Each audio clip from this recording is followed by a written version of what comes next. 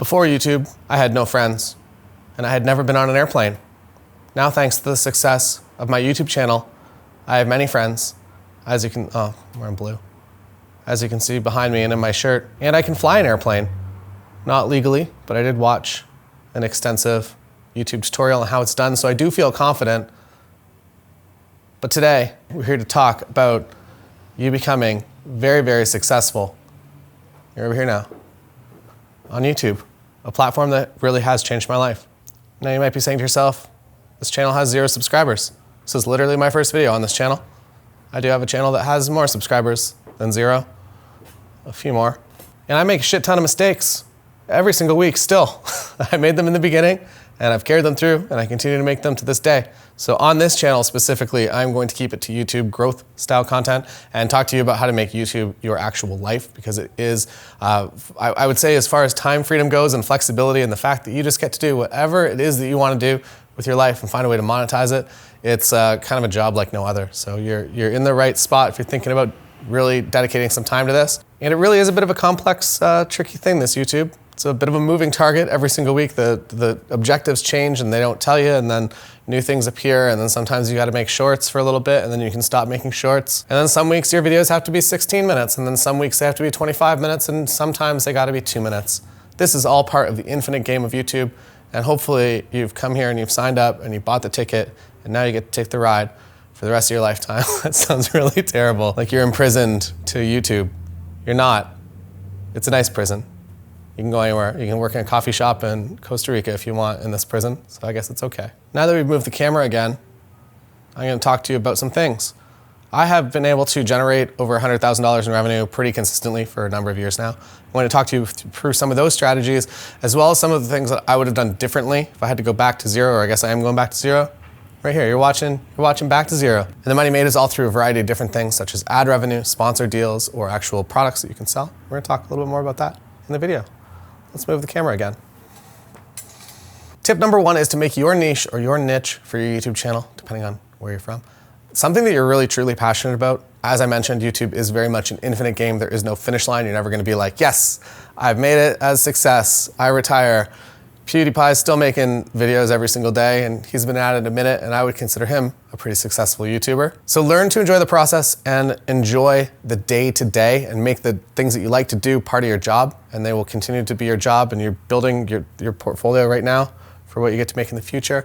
One of the things I love about YouTube is the fact that it opens all kinds of doors and gives me access to people and places that I would not have access to otherwise. Like, it gives me an excuse to reach out to people in Iceland and ask them for interviews, and to interview safari directors in Kenya, or to talk to the Zodiac drivers on our boat in Antarctica. It really does give you this strange unlimited access, and you can take it in whatever direction you want, especially once you start to see some success. People really want to be involved, and you really won't feel like you are successful and they're gonna be wanting to give you stuff and you're like, I'm not worthy of this. But that's a much larger topic that you can talk about to your therapist or your therapy cactus, which is what we have over here.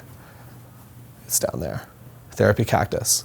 Its name is DJ Khaled. Tip number 2 is to figure out your monetization strategy for your channel and to make that a goal. And that strategy can be anything. It could be that you're going to create videos that are wide enough appeal that you can rely on ad revenue, or maybe you're going to be making a style guide, or you're going to be making video LUTs or presets, or you could be relying on sponsored deals, or you can make some sort of community that's a monthly subscription. There are lots of different ways to monetize your YouTube channel that are not just ad revenue. And the awesome thing, and what you'll probably notice, is that most channels are a mixture of all of those things above, that there's no just like, we only do sponsored deals. It's sponsored deals and ad revenue, and they're going to have a product or maybe some sort of workshop, or they do speaking gigs or whatever it might be. And the bonus for you watching this is that you can look at any channel, and everything that they're doing for money is very visible to you, that you can see pretty much every single thing they're doing. Maybe you can't see the numbers of what that sponsored deal is, but you can see that they're doing sponsored content and that they're monetizing this way. So if you are doing an analysis of the niche that you want to be in, you can see what people are doing and what the market already accepts. Because if you're gonna be building a product for a market that doesn't exist and you're gonna try to slam them together, it's a very hard road. It's much easier to build something that an audience, a market would be familiar with, and do something roughly kind of similar, but with your own spin. To use myself as a direct example, I'm hoping by building this content out that we generate some sort of relationship that you want to go a little bit deeper into the premium content, such as how to get paid to travel, which is kind of a thing that I've figured out over a bunch of years. Again, there's no, like, you do these 5 things and you get paid to travel. It's a mixture of things. It's scripts, it's reaching out to people. Sometimes they reach out to you. But there's a lot that goes into it, and it's constantly changing and evolving. I feel like we've been at this camera angle too long. Here we go. One thing to mention is that you can keep changing this based on your preferences and your enjoyment. I found that I do not like doing one-on-one mentoring with people. I find that very stressful. Anxiety, I feel like, why am I worthy of this? I am a lot better at just sitting down, scripting out a video and actually talking it through. And I find that I do definitely deliver more value in this way, and it is a lot less overwhelming and less anxiety. So that's why I've kind of dialed that back. I'm not talking here on my channel of 4 subscribers right now. Thank you for being here though. Talking over on the wedding photography thing, where I have been teaching for how many years now? A lot of years. Started my channel in 2008. Tip number 3, figure out what your dream life looks like and find out how to reverse engineer that. So you're picturing your dream life right now. What does that look like? What are the pieces that you need to put in place to slowly build your way towards that? And if that means for you that you can be on an island somewhere on your laptop, run your entire business, your life from that computer, friends can come with you, maybe you're alone. I don't know what your dreams are, you're the only one that can know your dream. Also, don't copy people's dreams. I feel like a lot of us, it sounds so stupid. I feel like a lot of us are very susceptible when you've watched a lot of someone's YouTube content that you begin to dream the same thing that they dream. If you watch a lot of Gary Vaynerchuk content, all of a sudden you want to buy the jets for some reason, or you care about the jets or NFTs or whatever it might be. Sit back and make a conscious decision to wipe the slate clean, figure out what you want your life to look like. Do you want to be locally known and famous as a food blogger or food reviewer? You can do that. There's ways to monetize any of these niches. It just requires you building your channel a little bit around it in order to make it a little bit easier to actually make a living at. Tip number 4, sadly you already know this one, titles and thumbnails are so dang important. It's a bummer, but it's true. It's probably 80% of the success of your video, maybe even more. To have a good title and thumbnail is absolutely key. Every single day, make this a new thing that you do. Open up a notepad on your phone, and every single day come up with 5, 10, 20 new video ideas and put the best ones at the top. And the best one should be, we're gonna get into the next tip here. Gotta move the camera though. Next tip, when you do create those great ideas, whatever the most visual one is, when you look at that text and you're like, I know exactly what that thumbnail looks like, build that video first. If you can see the thumbnail, that means that people are going to click to the video, and that's most of the challenge. And then you still gotta execute and make a nice video that's entertaining, keeps the viewer retention. But so much of the work is done if you can just do that. Next tip, mystery that pays off immediately. A little brighter over here. Great example, this video that Eric did. Yeah, you see that, you're like, what is going on? Why would you have done that? And immediately it pays off. It shows that they did the thing that you clicked on, that it wasn't clickbait. And then it launches into a very exciting, fast-paced challenge that hooks you, and you want to go along for the ride. So we're not talking clickbait, not deliver. We're talking clickbait, instantly deliver, and go on into the next content. Fast shots, I would say, starting every video. This is a tip, but it's not on the list of tips.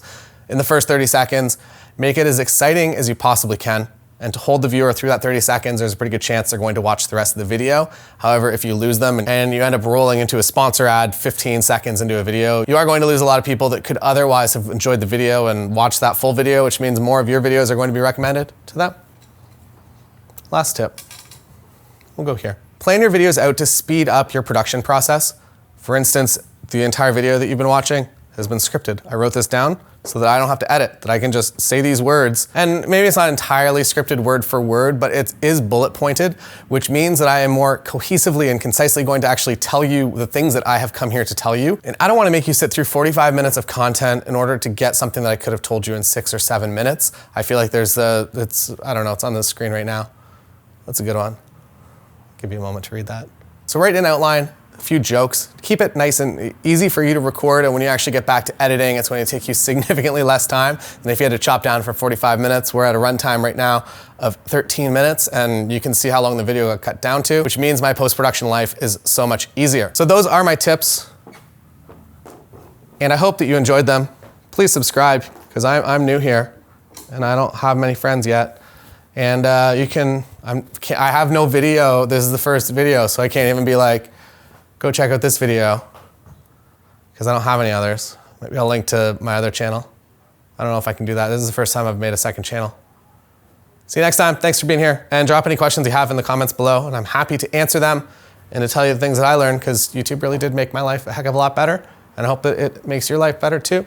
And the fact that you sat through a video this long about something that's a relatively boring in-studio thing, I feel like you're probably pretty passionate about it, and I'm excited to see your future growth and success. That's all for me. Goodbye.